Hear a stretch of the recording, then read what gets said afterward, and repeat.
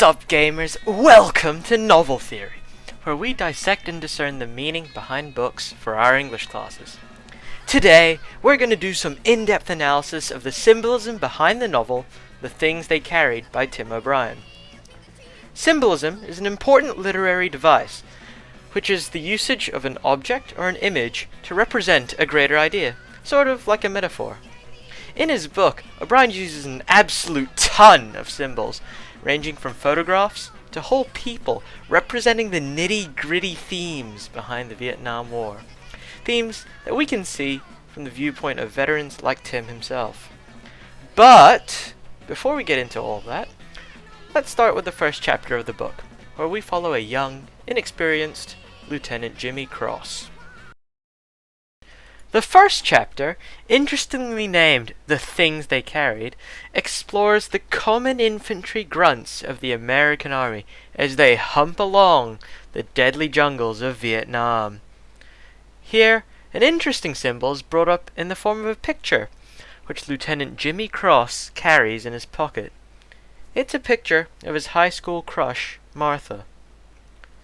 Throughout the chapter, Jimmy recalls Martha, and often thinks about their first date, where he wished he should have done something brave, and whenever he looked at the photograph, he thought of new things he should have done.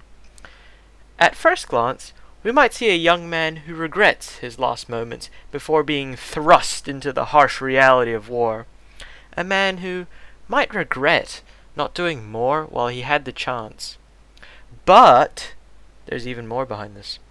Lieutenant Cross doesn't just think about Martha, he idolizes her, creating perfect images of her in his mind and projecting those images onto the photograph.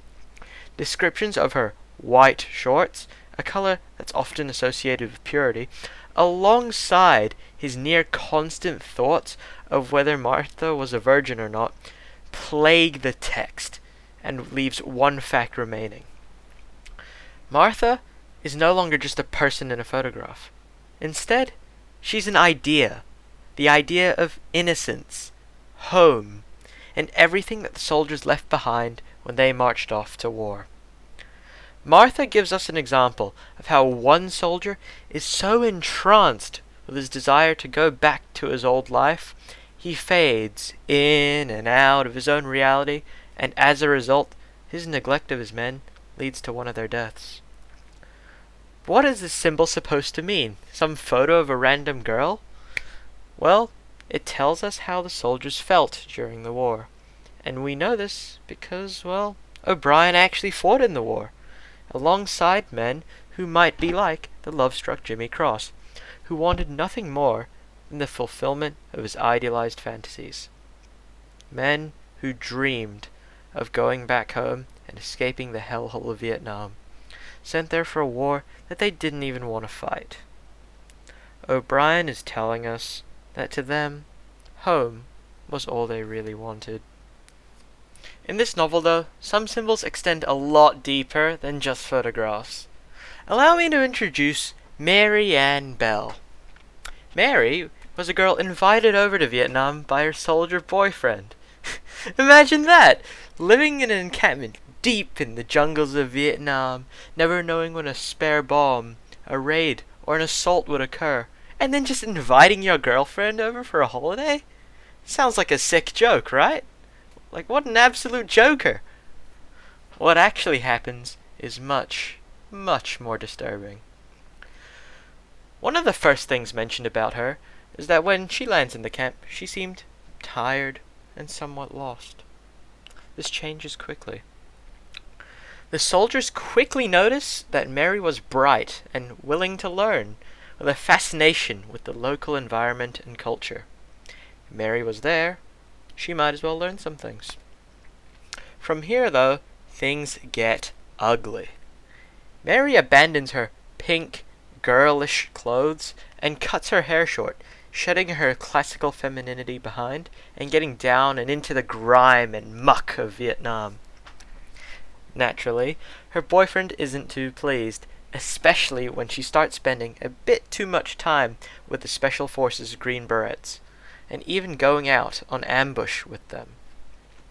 After a minor spat with her boyfriend, Mary appears to settle down, redonning her previously abandoned pink sweater and expressing a new desire to go home and settle.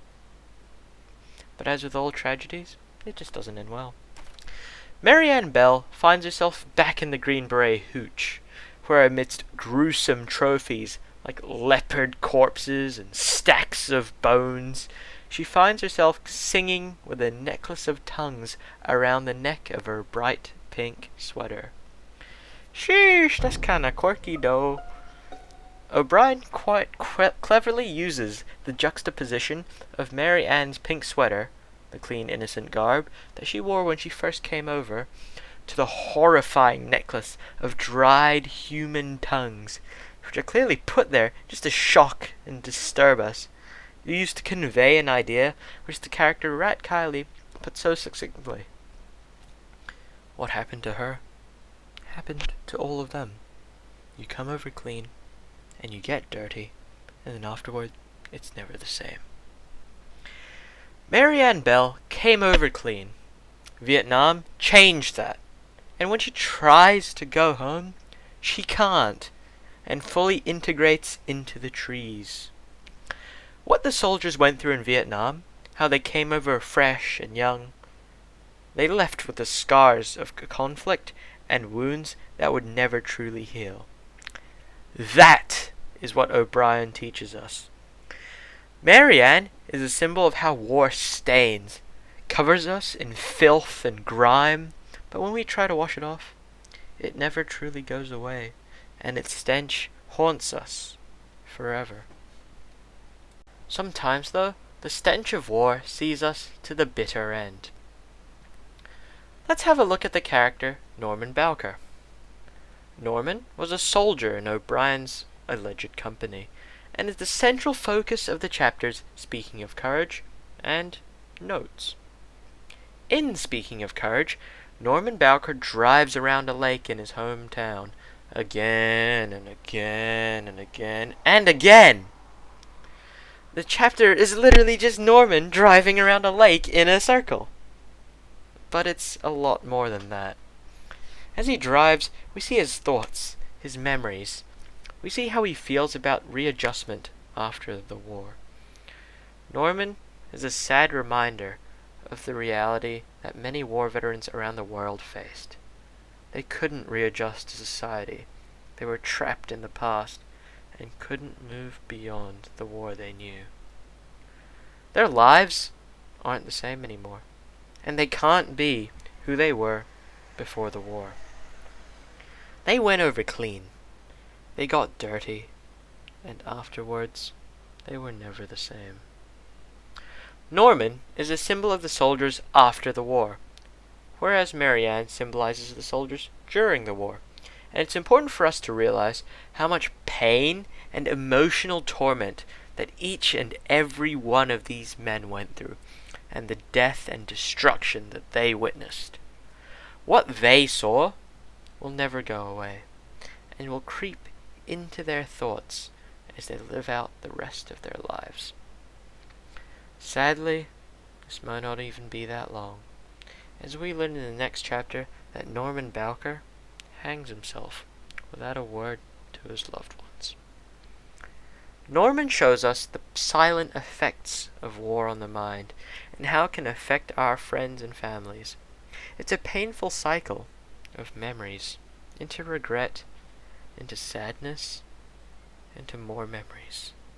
It's reflected by the seemingly endless circle of his driving, which ends in a slow walk into the lake, an allegory for maybe ending it all. So far, we've seen 3 different symbols: the photo, Mary Ann Bell, and Norman Bowker. Each of them symbolizes a different way the soldiers in the Vietnam War would feel. From the photograph representing a longing sense of homesickness, to Mary Ann showing us the depraved effect war can have when we're in the midst of it, to finally Norman Bowker, who gives us an idea of the difficulty of life after the war, of how nothing can erase or change what these people faced, no matter the torment it might cause. War is something that all humans are far too familiar with, something that, despite the progress of our society, only seems to get more and more deadly.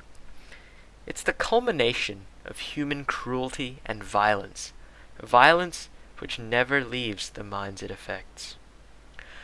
O'Brien opens our eyes to the true effect of the war on the human mind in his novel, and thanks to his generous use of symbolism.